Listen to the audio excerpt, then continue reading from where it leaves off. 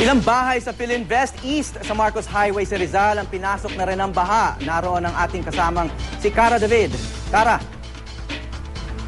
Yes, Howie. Magandang umaga sa inyo.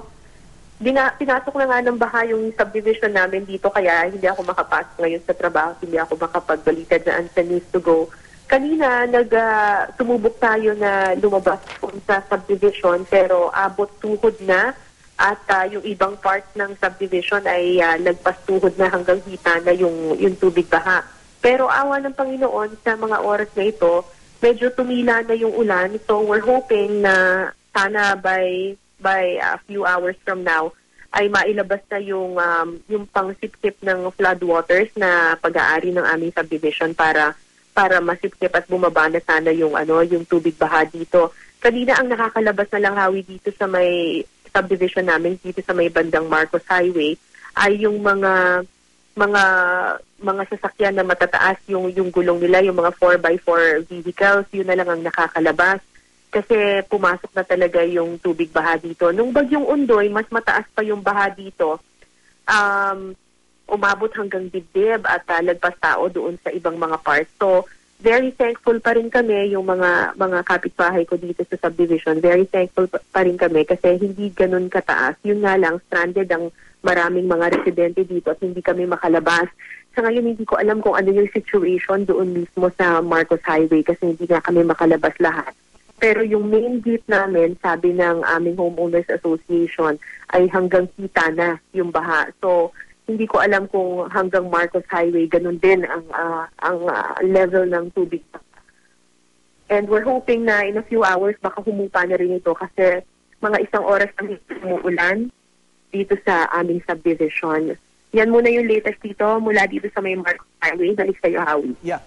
Cara, may mga nag-evacuate na ba mula sa iyong subdivision? Meron ba kayong adbisong ganon na kailangan magsilikas na kayo? Wala naman kasi yung situation dito, Hawi, sa aming subdivision, matataas yung mga bahay.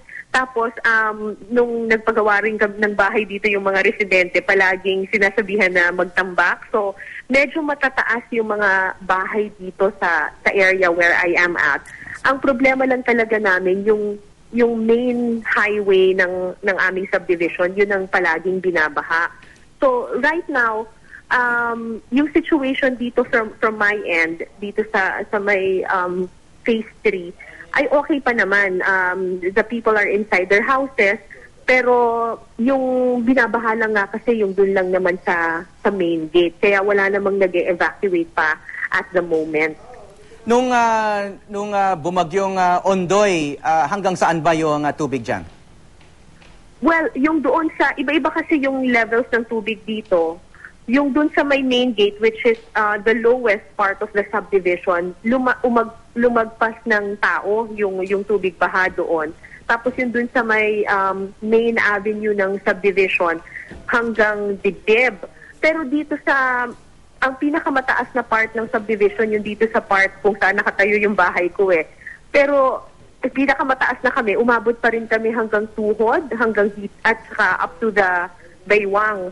So, ngayon, walang kabaha-baha dito sa pinakamataas na part ng subdivision. Yung mga low-lying areas lamang ang pinasok ng tubig. So, yung mga residente ngayon, nasa loob lang ng mga tahanan. Safe naman. Ang problema lang talaga is stranded, hindi lang makalabas talaga. Kumusta naman yung response dyan ng mga otoridad? Nagbigay ba sila ng mga abiso o warning na tumataas ang tubig at huwag mo nang lumabas? Merong mga nakaantabay na mga security guards doon sa bungad kung saan nagsisimula yung flood waters. Tapos, winawarningan na nila lahat ng mga sasakyan na gustong lumabas na wag nang tumuloy pa. Kasi sinasabi nga nila na lalagpas, papasukin yung mga sasakyan. Tapos, ang alam ko, umulan na naman ulit ngayon, alam ko hinihintay na lang na tumila yung ulan para mailabas na yung kanilang flood control na equipment. Kasi merong 2 flood control equipment yung subdivision para sipsipin yung flood water. Yun nga lang ang problema, pabugso-bugso yung ulan, titigil tapos biglang bubuhos na naman. So ngayon, medyo malakas na naman yung ulan dito. So, bukang tataas na naman yung tubig baha. But so far, safe naman lahat dahil we're just in our homes, hindi lang makalabas ng subdivision. We're just stranded inside. Okay, always be safe. Maraming salamat, Cara David. Salamat, partner.